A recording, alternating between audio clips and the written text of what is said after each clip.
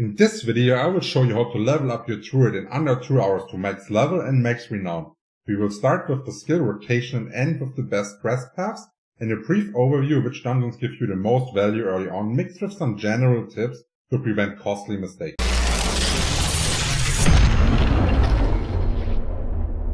So let's start with the skills. We are going early on with Storm Strike because this allows us to get 25% damage reduction, which is just great as a melee character. Then it gives us, if we're going into Enhance, it gives us the chance to immobilize enemies that we're hitting. And if we're going into Fierce, we also have vulnerable chance to go onto the enemies. So basically it's an amazing basic skill that has everything we need ready. And then at level 5 we are already able to stack into our main damage skill for this build, and this is going to be the Landslide. And here it's important that the enhanced Landslide allows us to immobilize enemies. And then the key part is that we are going into Primal Landslide, and whenever we are immobilizing an enemy, we are gaining a Terror Mode. And when we are casting Landslide, a Terror Mode is being consumed, which allows us to get a guaranteed critical strike with 40% critical strike damage. So this is really huge and scales perfectly on our Storm Strike. It's just amazing. Then next up we need to spec into more defense since we are melee, right? So what we really want is the ability to be unstoppable, to be able to reposition after we are getting CC'd. So we are going into Earthen Bulwark, which gives us the barrier, which is fine. But the main part why we need it is actually being unstoppable. And then we are going into Preserving Earthen Bulwark, which then gives us the ability to fortify our life and be more tanky. I will also make a separate video on how Fortify especially works, because it's a bit more complicated and more in depth than some people might expect. Then next up, we are going to get some companions ready, and we are getting the wolves and the ravens ready. And then afterwards, our basic skill set is done, and we can put our last points into Landslide to finally get it to level 5. And then afterwards, we are trying to get our ravens via the enhanced ravens and the ferocious ravens the ability to make the enemies vulnerable for the additional 20% damage. And then since Landslide is our main skill, which the whole build focuses around, we need to put 1 point into Heart of the Wild. So our maximum spirit is increased, but this is basically an unlock point, so we can then max out Wild Impulses, which gives us another 30% damage onto our Landslide. Yeah, it's that easy, it's that straightforward to play. To be able to actually reach the goal of max level in under 2 hours, we need to go over some general rules. So I have 8 rules that you need to follow besides the level path that we will discuss later. So important is you gather all herbs you can find from bushes. Even if you have to walk like a little farther, it's important. We need those herbs really, they're really important. On ores, on the other hand, you only collect those if they're in your direct pathway. So if you need to make too long pathway where there's no monsters, don't pick up ores. Uncover unknown areas where always walking right. If you have a crossing, this consistently helps you to learn the maps a lot faster than if you're going left, right, ever. Like if you don't know yet where you have to go, always go right to uncover a map. This consistency is really important. And don't, please, and this is number 4, don't stop to kill small groups of trash mobs. Try to bring them along into bigger fights so you have a higher effective DPS uptime.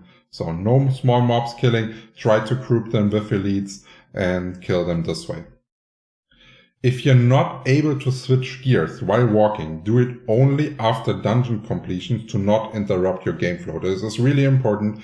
Most people lose insane amounts of time because whenever they get like one new piece, they are already comparing it and then they stop moving and they keep standing still. Don't do this. Either do it at the end of a dungeon when you have a bunch of loot, or if you're able to do it while walking, then feel free to do it whenever.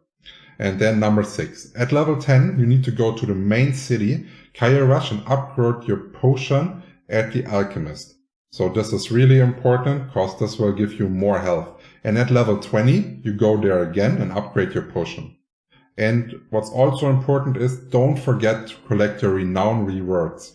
You can see them on the map by pressing W. It's really important because you will get 2 additional skill points from this.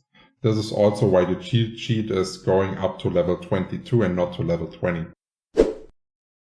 So here you can see now the second cheat sheet I made for you, and this is actually the level path.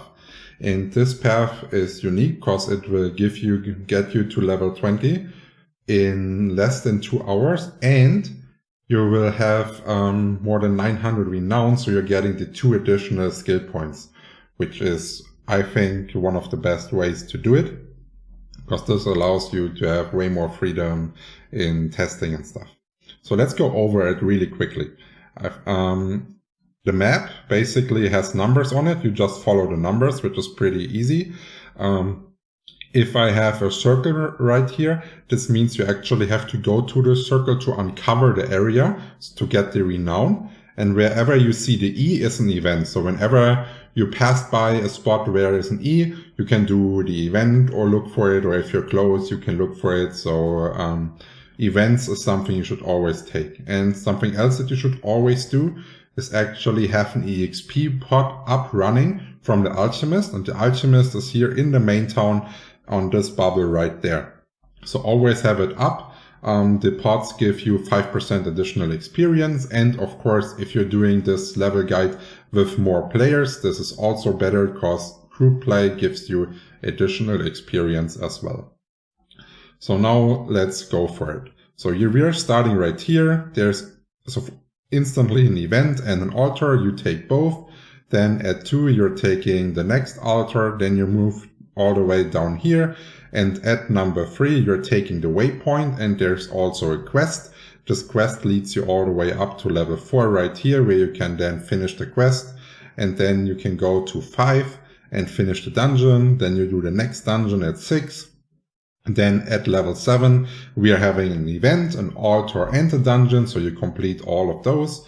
Then you go up here and take the next altar at 8. And then at 9, we're having some more fun actually to do, because you overtake your first stronghold, you take the additional waypoint, and you take the altar, and you can complete the dungeon right here. And then I would also recommend, whenever you are at a waypoint, to recycle your stuff, so trash your items that you don't need. Then we are going up.